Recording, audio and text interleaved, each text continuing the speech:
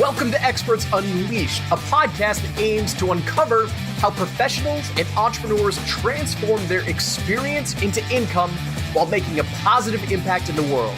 I'm your host, Joel Irway, and over the past 4 years, I've helped entrepreneurs develop and launch their expert-based businesses to grow past 6 and 7 figures per year. Now, a professional expert serves their community through paid training, education, or service, and this podcast will show you how to design and execute your plan to become a 6 or 7 figure expert without a big team. So, let's get started. Hey, what's going on, experts? It's Joel here with another episode of Experts Unleashed. Thank you for joining me today. You are in for an incredible episode today. I just hopped off the horn with my guest, Nick Peterson, part 2. This is the second time that I've had Nick on the show.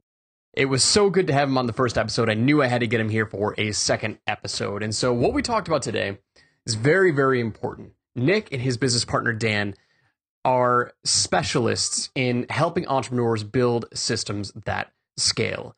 There's a huge problem in the entrepreneur niche right now, that particularly with the bootstrapped niche, the bootstrapped entrepreneurs who build things that get to $10, $20, $30, $40, $50,000 per month.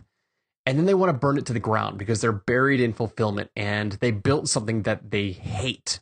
Now, I've talked to Nick a bunch. I'm working on some projects with Nick, and I wanted him to hop on and talk about his method for building systems and the thought processes for building the bumpers to allow entrepreneurs to make smart decisions. Now, we also talked about strategic partnerships. And so at the end of the episode, we pivoted to talk about how people spot and create opportunities through this idea of strategic partnerships. This was a fantastic episode. And we tried something new and unique, where we actually did this interview live inside of my Experts Unleashed Facebook group, and we did a Q&A afterwards. Now, I didn't edit the Q&A for this podcast, so you won't hear it. However, if you would like to participate in the live interviews, what you need to do is head over to Facebook and join our Experts Unleashed Facebook group. So next time that we go live during one of these, you can ask the expert questions at the end of our interview. All right, without further ado, let's jump into today's episode.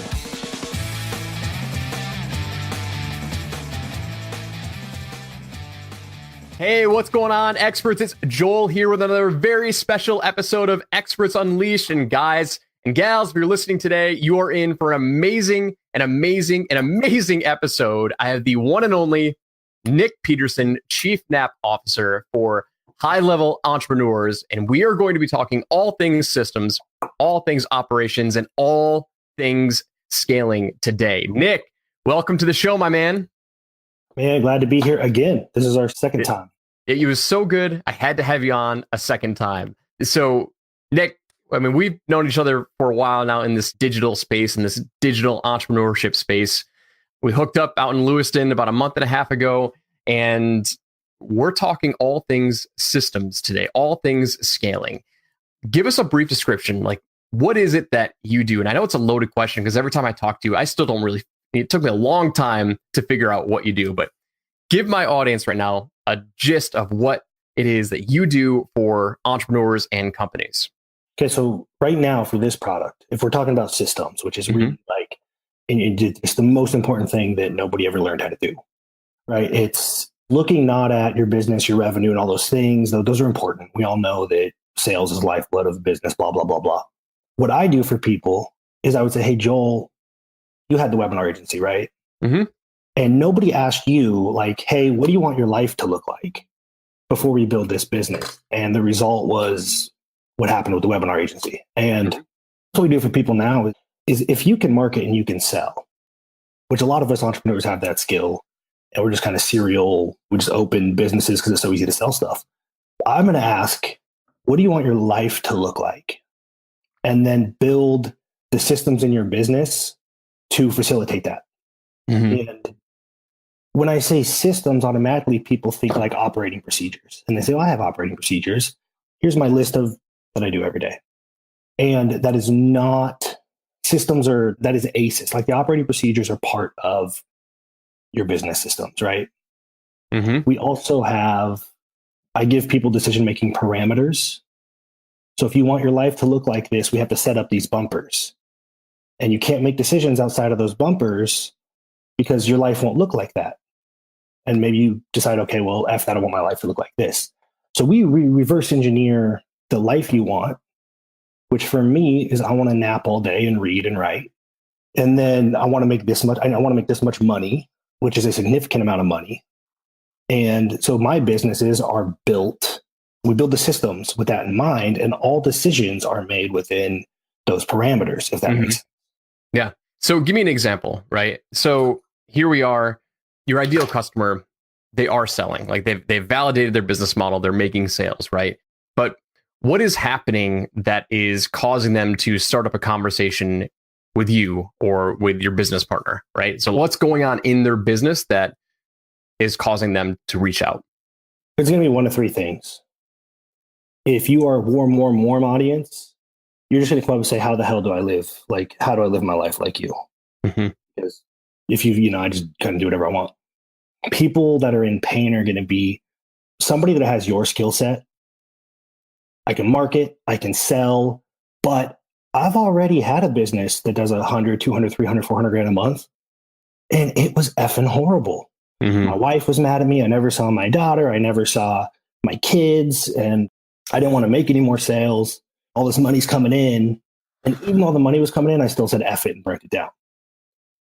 So they're coming to me saying, like, how did you reach these revenue numbers without burning down your life? The third is going to be somebody that is currently in that fire, right? Ready to burn it down. They are anywhere, usually between like 70 grand a month and 600 grand a month, where they're saying like, whoa, they're publicly, they're saying, look at these awesome revenue numbers. My life is so awesome. And publicly, one, there's that incongruence because they hate their life. Mm-hmm. They wake up in the morning and it's like, God, I gotta do it again. And two, they watch people like me just nap all day and like wander into the gym and dink around. And so there's people that have already burnt something down and they have this itch to start something again, but they know what's going to happen. They think they know what's going to happen. And there's people that are on fire right now. Those are the two that we can help. Like we can either build your new business. You tell us how much fulfillment you want to do. We'll build it that way. Mm-hmm. If you're in the fire, we'll pull you out pretty quick. The entrepreneurial firefighter, right? You are the rescuer. You're the EMTs. That's the alternative to chief nap officer. Chief nap officer isn't really hitting well right now. It's very catchy. Maybe that'll work for your organic audience, but I know you mentioned that it's not really resonating to cold traffic, right? Yeah, I think we talked about it. I think the revenue numbers and plus like the hours worked. Mm-hmm. I've had people tell me too that know me, like, it's kind of the pie in the sky. Like, come on, is that realistic?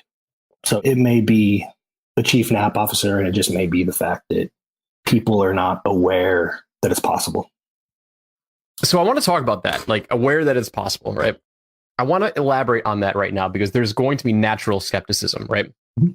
So when we talk about this, I want my audience to understand like what really is possible, because I know my listeners right now, they're going to be in one of two buckets. Number one, they're listening to this show, they're listening to this podcast, they're listening to this interview, and they're just kind of starting out, right? And they might be thinking like, oh man, it'd be really nice to make $1,000 a month, or they've validated and they're kind of in that early stage where it's like, oh, I have made $10,000, $20,000, $30,000 a month before, but I'm a service provider and that comes and goes, right? It's like whenever I create an offer, people buy it, but then I got to go fulfill, right?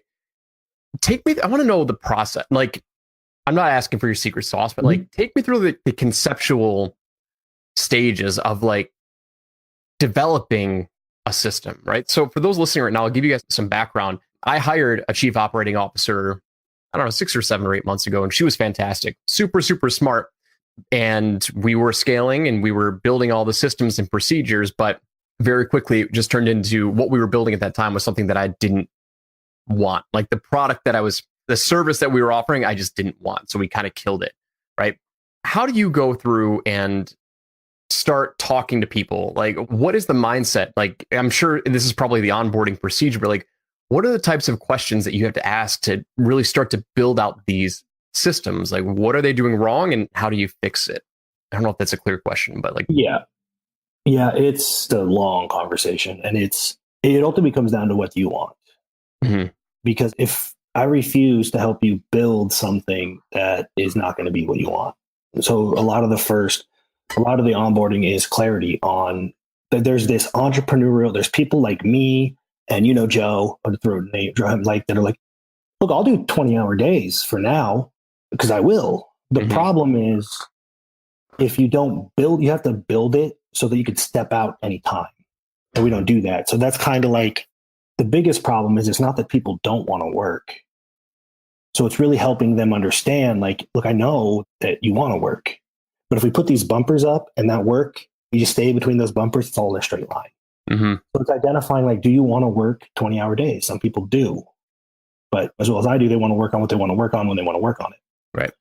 And there's other people that don't really want to work. Right. So we have to start exploring, does this service or product even make sense? Which is a legitimate question. Like, I just want to get to the point where I can do 90-minute weeks. Like, we have somebody doing that and they're going to do ridiculous numbers. It makes sense given the product that they're selling. So it's kind of, can everybody do $500,000 a month, 90 minutes a week? No. And that's kind of where I was going. That's kind of like, I wanted to address that skepticism. So like, how many of these clients that you bring on do you actually have to work on their offers? We don't. You don't? There's very few that come in and I like them a lot and they've spent so much money on other mentorship and programs. And like, I'll say, hey, look, let's come in and we'll work your offer. We might change the deliverables a little bit. Like, we say, hey, look, what about your business makes you want to burn it down? And they say, this effing Voxer, right? We say, okay, so we're going to build a system that does not include access to you via Voxer. So for those listening right now, Voxer is just like another messaging app that in our space, it's a very common deliverable. It's like, oh, you're selling some sort of high level consulting or mastermind. It's like, and they think that they have to give like direct access to them. So they give access to some sort of messenger platform like Voxer and ends up just sucking your time. And anyway, I just want to clarify in case people didn't know what Voxer was. So maybe we remove some of the one-on-one access. And maybe for your peace of mind, you're not comfortable selling it for $50K. So you sell it for 30 with less, and that's fine.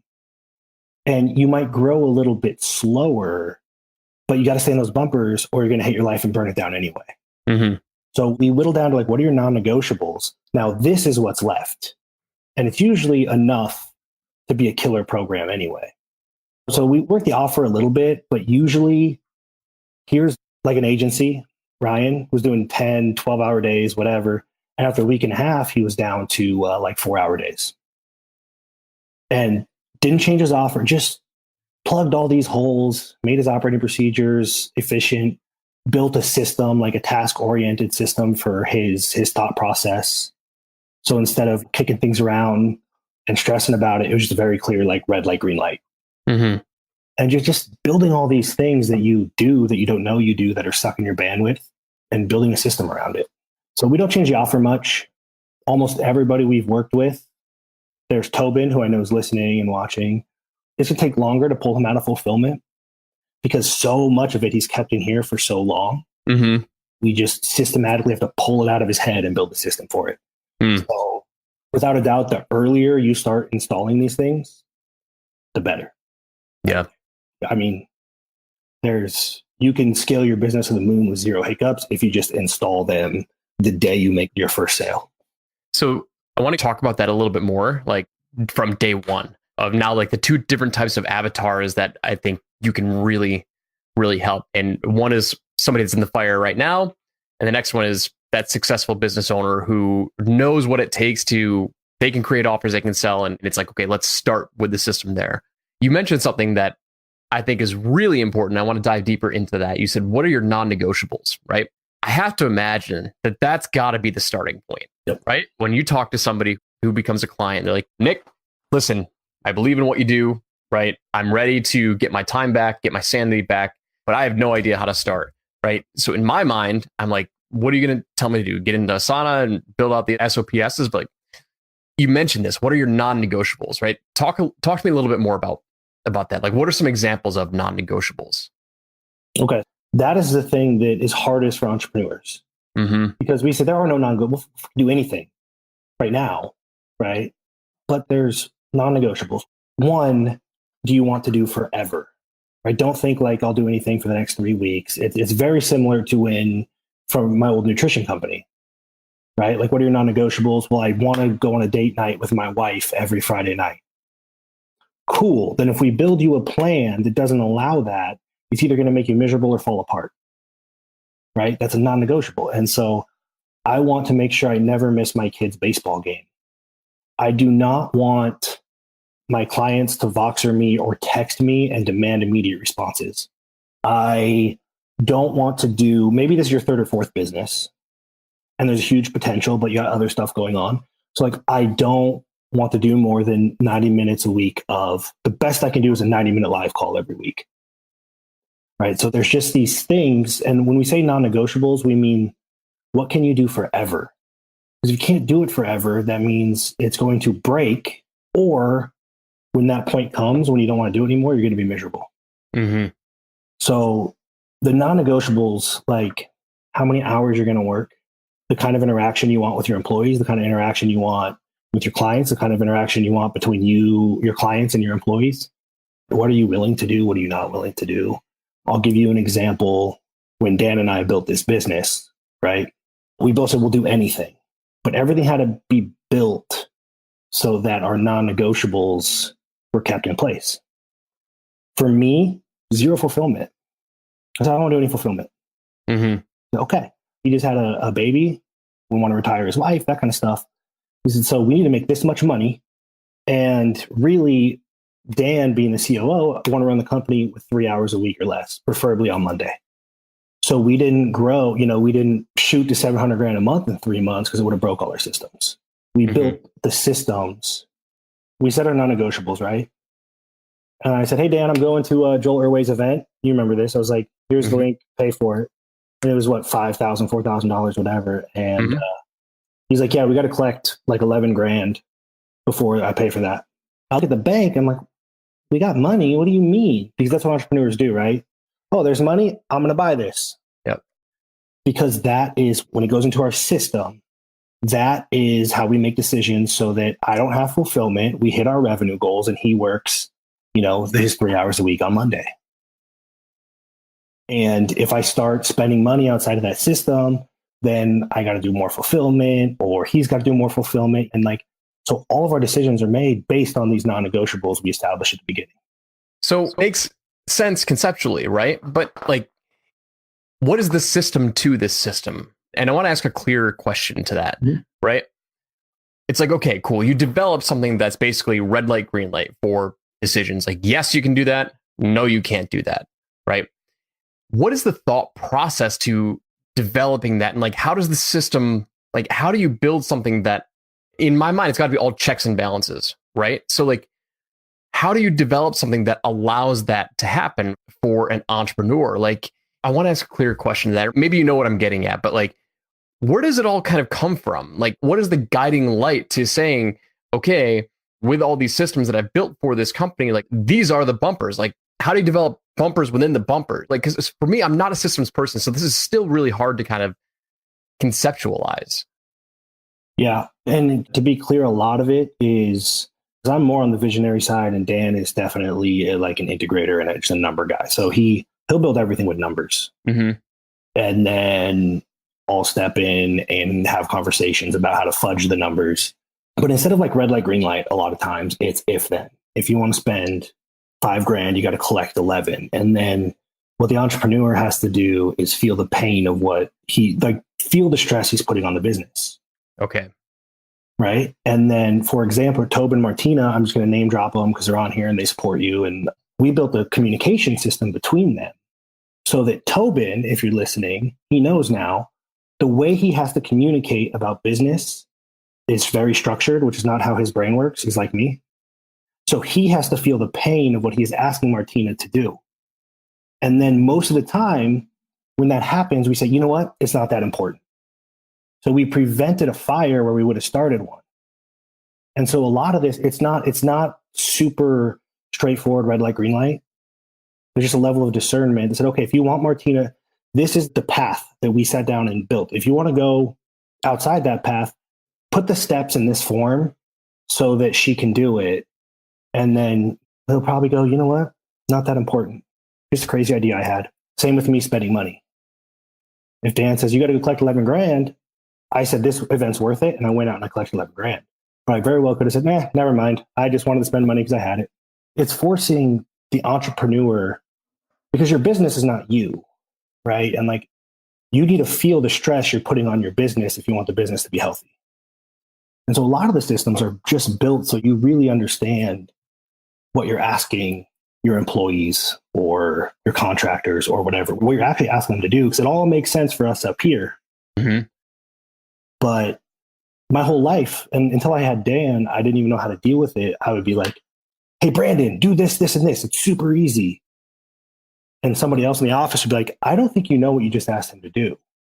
Like, that's going to take weeks. I was like, no, he can just do it in a day. It's cool. Because it becomes natural to me and I have it up here. Mm-hmm. And so when you actually have to list out steps and give people the tools to succeed, because that's how the system is how we interact with each other as well. 99.9% of those ideas that would have just started fires, you just put on a do it later list. Mm-hmm. It's helping you understand the stress you're putting on your business by the decisions you make. Yeah. Because we don't know that. We just sell. Yeah. If we sell enough, we just assume that like eventually these problems will go away, or we could pay somebody to fix them. Well, I think it's super. You said something that I want to highlight right now. You said force the entrepreneur to feel the stress and pain of their decision, right? It's like you totally Pavloved it, like Pavlovian's law, or you get them to feel the pain to change their habits, right? It's like you shock them. I can't remember. I'm only thinking of Pavlov's law. I'm fairly certain that's what it's called, where they were basically shocking. They did the shock collar test and for habit training.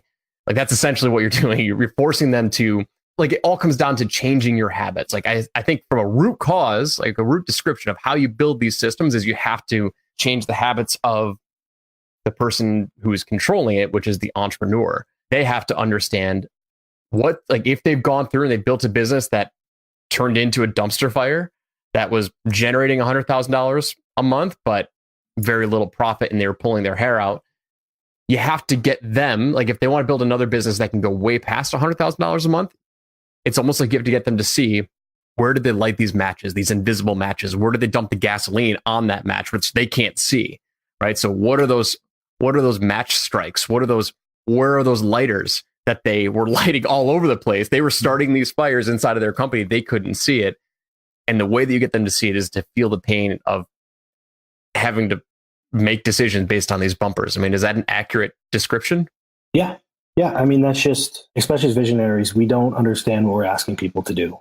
Mm-hmm. And understand this, like somebody literally said, hey, let me fix this. And they said, no, because I need this chaos and I need like to yell at my employees. It just makes me like, that's what I need to do. Cool. Don't build systems then. But if you really do want a self-sustaining business that you could sell and scale to the moon without wanting to kill yourself, then because you have to have the systems, because the natural reaction is like you go in and then you're told you have to follow this process to give directions, but you're like, excuse my language, but I own this thing, right? But okay, then go in and start fires. Like, you just have to understand, like, what am I getting in this business for? What I want my life to look like. And yeah, it sucks when you're told you can't do stuff in your own company. But that is because as an entrepreneur, your brain works 1,000,000 miles an hour. You really have to give the company an opportunity to catch up for it to be healthy and sustainable. And that's the systems, like I said, sometimes they're red light, green light. Like sometimes there are just really bad decisions, but usually it's if then, mm-hmm. and you have to feel the pain of what you're asking other people to do. and you start making a lot better decisions for your business and for your employees. I love it, man. Okay, so that's what you guys do now. Like that's what you and Dan do now. It's you're building these systems so that these entrepreneurs can scale to the moon, like unlimited scalability without killing yourself in fulfillment, like taking the entrepreneur out of fulfillment. It's a highly, highly valuable offer that you guys have. Where did this develop? Like, how did this develop into what it is? Like, I want to rewind now and take us to this path of how we got to where you are today. If you listen to the last podcast that I did with you, anybody here, I have diverse interests. Mm-hmm. And the entrepreneur in me is not, I just learn stuff and then I want to teach it. And then people started giving me money. And then naturally I'm like, okay, bored, want to learn something else.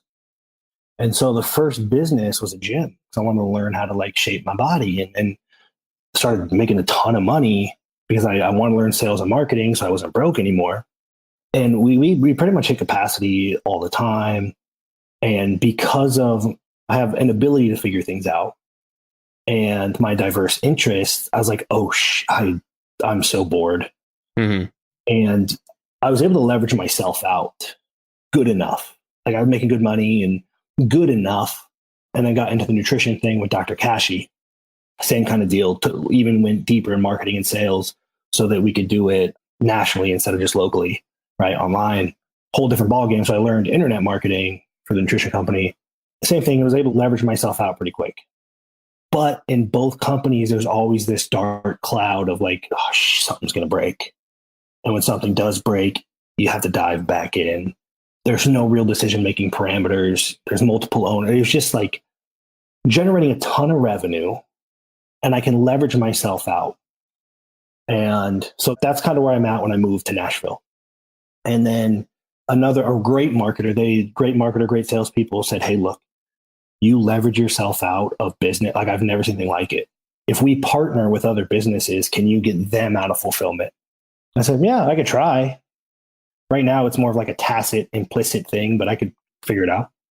And so I started like, okay, I'm going to build this system, right? Mm-hmm. And then I connected with Dan. And he says, I want to do the same thing. I'd love to do it with you because I love, like, I do Facebook Live and I do organic stuff and he doesn't. And he said, now at this point, I still have the gym, I still have RD, making money off both, not nearly as much as I should have given the revenue numbers, leveraged out of both completely. I'm like, yeah, I just got these two dark clouds that I don't know what to do with. And he's like, well, let's just make RD sellable. I said, no, nobody's ever going to buy that mess. Like it is held together because when we need money, I go crazy and I go live and I send emails. Like, and he said, no, just let me talk to you guys. And this is that you talk about it with the $1 million day and like the billion, right? This one I sat down with Dan. I'm like, whatever, we'll look at this. I'm embarrassed to even show him the inside of RD.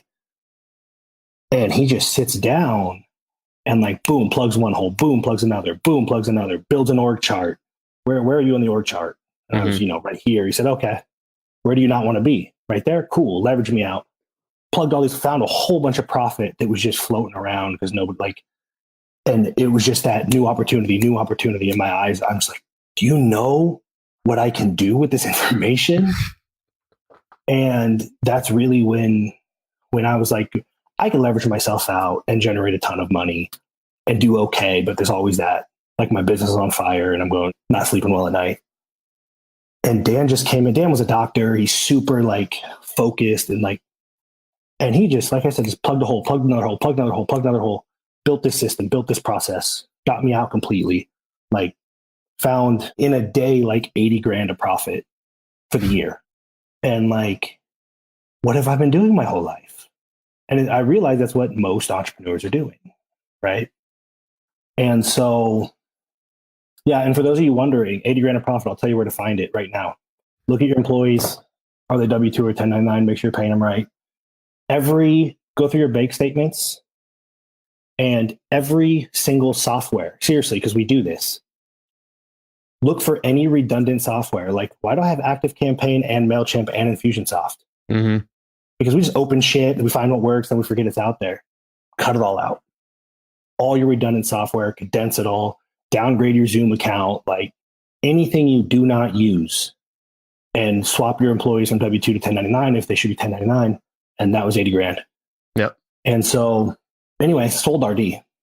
How long did that take? Right. So you work with, say that again? 6 weeks but in fairness, me and Dr. Cashy are not normal people. Like Dan was like, I've never seen anybody just like, we didn't even, every week we meet with people and consult with them. Dan does. Mm-hmm. Skipped all that. We just took the training and said, let's get this over with. But if you buckle down, you can turn a business on fire into a sellable asset in 6 weeks. It has to be your sole focus, but it's doable. It's doable. Mm-hmm. Oh, you met Dan, and is he the one who sold you on partnering together? Or, I mean, like, he saw the opportunity with RD, right? Like, where did that relationship come from? Like, I'm missing that link. Like, how did you guys meet, and how did you even start that discussion of, hey, let me look inside of RD? We met at the mastermind. He joined RD, and then I paid the agency he owned to run RD's ads. So we were always kind of in contact. We had a conversation one day. Most people in all the masterminds I'm in have a pretty direct line and just call me to bullshit about stuff. And I said, Dan, if anybody, because he was kind of like, didn't love his future, I think, relying on Facebook ads. You know, so I said, well, if anybody can figure out how to build the systems and get out, it's you. And he did it in no time. I think he sold his agency. Mm-hmm. And then he just gave me a call and said, hey, this is the next thing I'm doing. It kind of looks like you're going that way. Or is there any interest in doing it together? And the answer is yes, because I have entrepreneurial ADD. It's as bad as anybody, right? Mm-hmm. And based on what I saw him do with his agency and RD and every subsequent business since, I'm at the point where I don't think I would launch anything without Dan. It would be silly. Like, it would just be silly to do that. Yeah.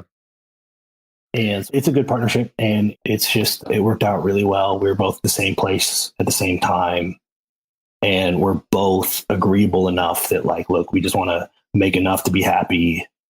Neither one of us is, super greedy in any way. So it's like, hey, let's make enough to be happy and help people.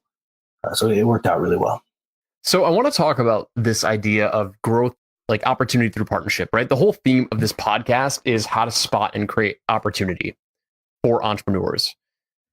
And like, I've done partnerships before, and I've had some partnerships go bad. Some partnerships go great, doing revenue shares that go well. Some don't. I think it's an opportunity. Like, I definitely think it's something that people should explore, like in all areas, like in any stage of their business, right? Jay Abraham talks about strategic partners and partnerships in being able to grow your business, and talks about joint ventures and the whole 9 yards. It's something that I think is extremely powerful. I'm definitely not the most well-versed in terms of different types of partnerships, but this whole story of keeping your mind, I learned this phrase, always wear green glasses, right? I learned this phrase of, like, entrepreneurs have a great tendency to be the visionaries, right? And what they should focus on, or what they need to be seeing the world as, is like, when they put on this, if you're looking through your regular set of eyes, like, you just see what you're used to. But if you put on shade of green glasses, like, you start to see opportunity everywhere. Like, green obviously refers to money. And I think with the right situation, right, partnerships are just a fascinating way for people to grow faster than they ever thought imaginable. What do you think about the idea of strategic partnerships? I mean, obviously, this is how you met Dan. Had you done partnerships before, Dan?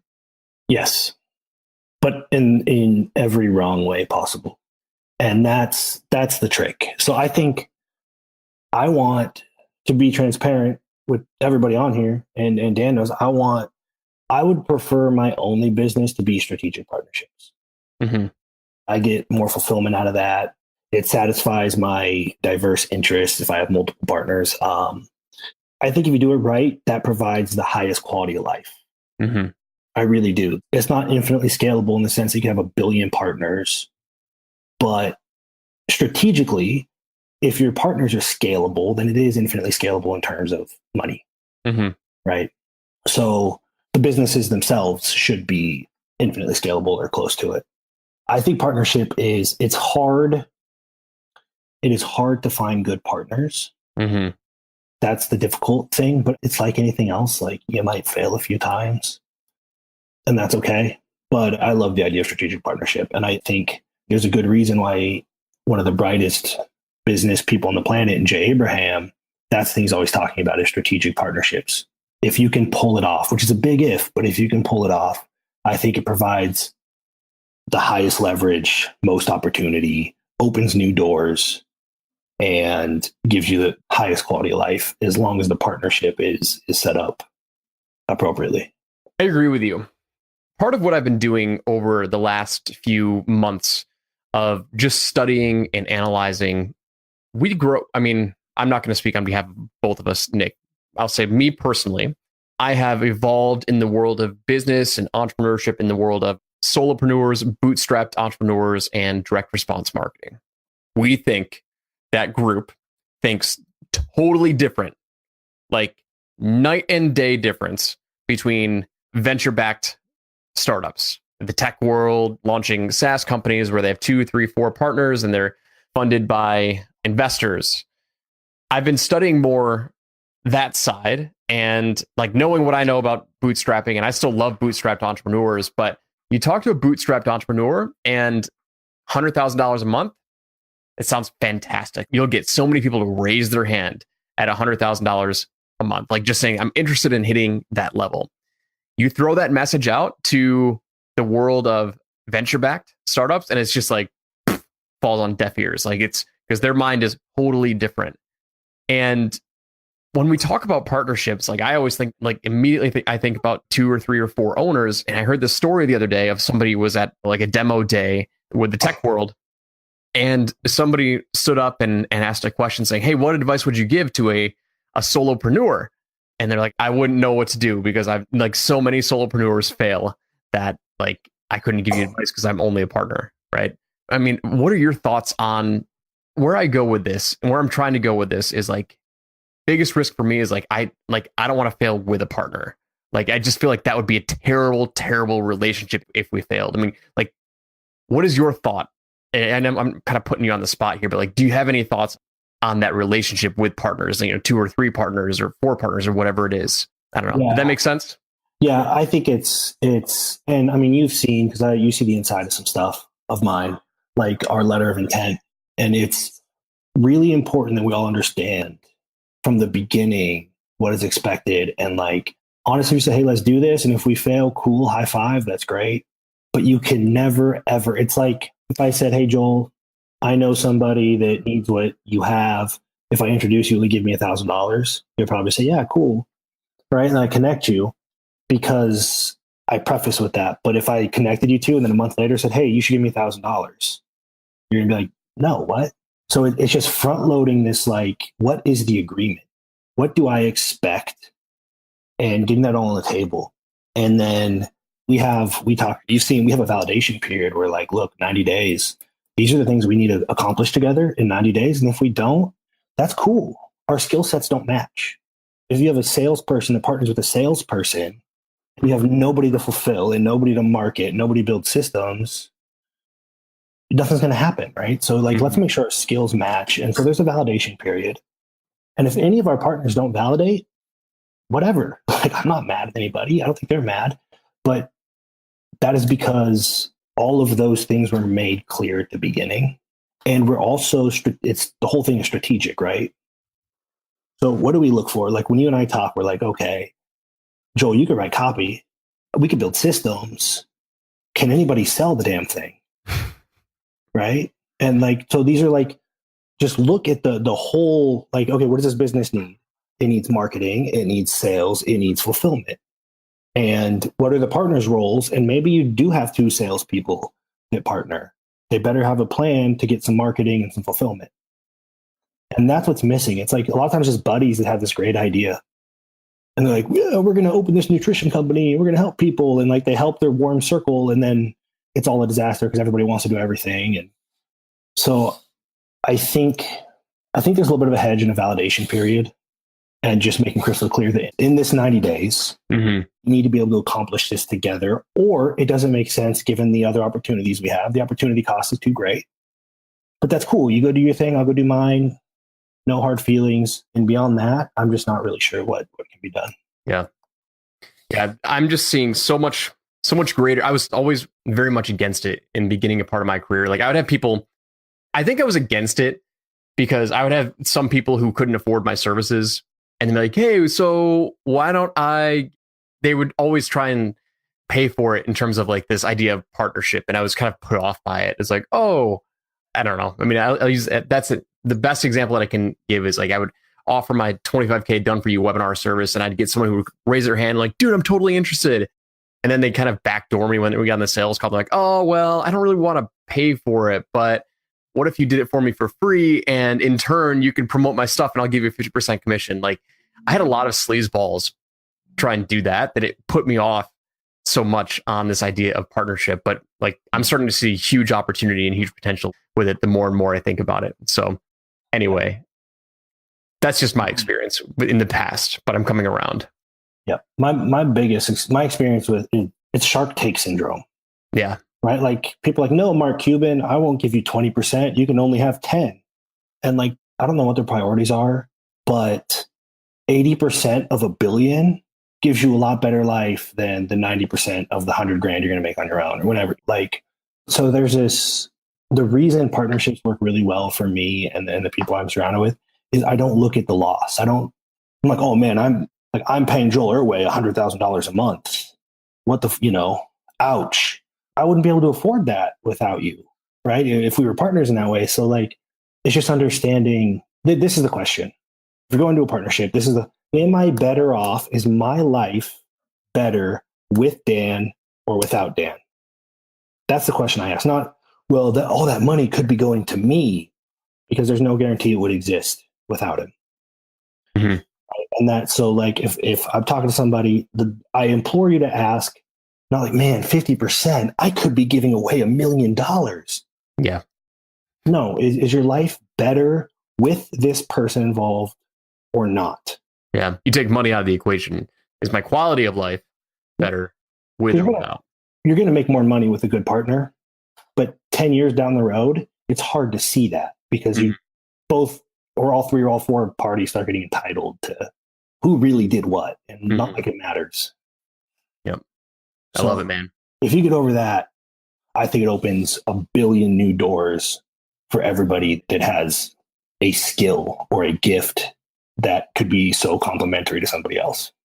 And you hit the nail on the head with that. Like when you look at the ability to spot and seize opportunities, like me looking back on like how I was able to accomplish what I've gotten up to this point in my life, and it's always been able to getting into the different networks, different circles. And like the reason why I'm now focused on, not focused, but studying venture-backed circles is because like I want to learn how they think, because they think way differently than we think as bootstrap startups. And like I think bootstrap startups, like we have a different mindset that I think is highly, highly valuable, that I think people who only grew up in the venture-backed world can totally benefit from. So I think the perfect entrepreneur is that person who can marry those two mindsets of venture back with partners and then how to bootstrap, sell, and scale.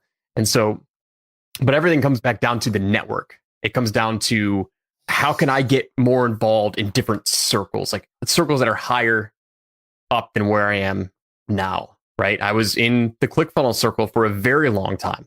And I used to think that was the only world that existed. Nope, wrong.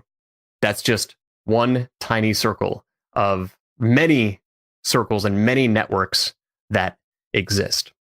I agree. And when we talk about networks, like that's a huge benefit of strategic partnerships. Yep. Right. Partnering with somebody else in the ClickFunnels group associated with other stuff may not be the most strategic thing to do. Yeah. My last partner, not my latest, but one of the guys I just partnered with built a $400 million seafood business. Whole different crowd, but it's just whole different crowd of business and marketing legends, but they're brick and mortar legends. And the insight is different. It's incredibly valuable. Yep. And that partnership put me into what I was doing last week with Steve Sims and We got invited to Elton John's yearly gala thing. Like that's going from like small pond into the entire ocean, but it's extremely beneficial. Mm-hmm. Let me recap this real quick. So we hopped on and you broke down the importance of being scalable, right? The primary avatar that you work with right now in the system, which is your offer, that's your company. I'm not sure what your official company name is, but that's what you help build for your clients, is you help them build systems that are infinitely scalable and remove the entrepreneur from the fire, because that's what we do, right? That's all we really wanted. Like, we do it without knowing we do it, is we start all these fires, right? So you build systems that make their business infinitely scalable.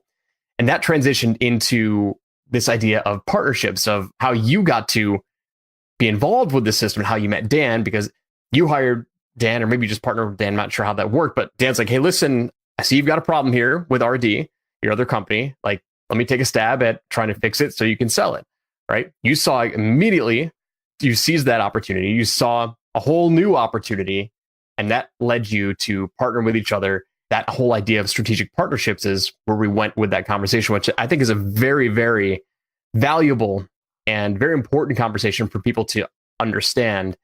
Partnerships can totally change your world. Yes. So I want to wrap up, and we'll get to the Q&A of the live session of people who ask questions down below. Nick, what did we leave out? Like, is there anything that we left out that you wanted to cover? Any parting thoughts before we close up the live session? Yeah, I'll just say this real quick. It's more of a pivot, like a market. I want the market to pivot and understand that there are people that are doing like 20 or 30 grand a month. And I see, because I've seen it over and over now, and I know that I have to do a better job of educating people. I see like, what? Look at all that profit you're leaving on the table. And like, you're going down a rough road.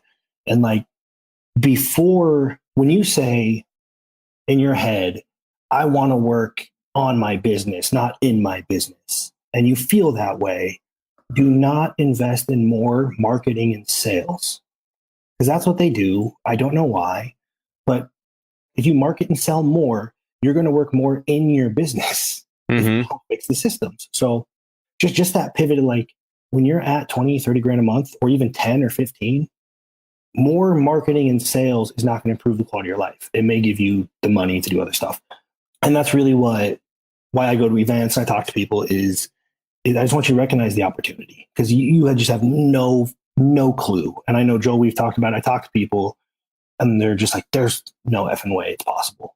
And we just lay it out and do it for them, right? So there's just so much opportunity, and there comes a point where if you already know how to market and sell, that's not where the opportunity is. If you're like Joel, you can market and sell till the cows come home. That's not where the opportunity is. So just that little, plant that seed, because I just got so stoked out of my mind the first time I saw Dan do it, then the second time, and the third time. It's every time just like, what about, I just want to let everybody know that there's opportunity there. And it doesn't necessarily, it might just mean making the same revenue, more profit, and more free time. That's also a new opportunity. So that's all I got. Yeah. People draw the true analogy of marketing and sales and advertising in particular. This is where I hear this analogy the most. Like, oh, once you build your marketing and sales system, it's just, then we just dump more gasoline on the fire. Gasoline meaning like advertising spend. But it's like the last thing you need is more gasoline when you're just starting fires inside of your business. I love it. I love that. Well, they're accurate. The fire grows. The fire does grow, and it burns. And they're not wrong. They're not wrong. You just got to look through it with a different set of eyes. So, dude, okay, where can people reach out to you? Where can they connect with you? For those listening on the podcast right now, for those listening live, let's drop some links. Let's connect with Nick. Where can we find you? Best bet is, my friends list is usually full, but if for friends, Nick Peterson, just shoot me a message on Facebook. I like to have conversations with people. Alternatively, the Facebook group, Business, Profit Control, and Freedom, if you want to pop in there. And I'm also actually in Experts Unleashed. Just tag me and harass me in here, and I'll have a conversation. Joel and I talk a lot, so he can jump in and give insight too. Yeah, I really don't have any interest in people listening right now going to a landing page and watching a VSL and stuff. I bias the conversation. Awesome. So best way to connect is hop inside our Experts Unleashed group and go find Nick Peterson, NIC. Yep. Nick Peterson, Peterson.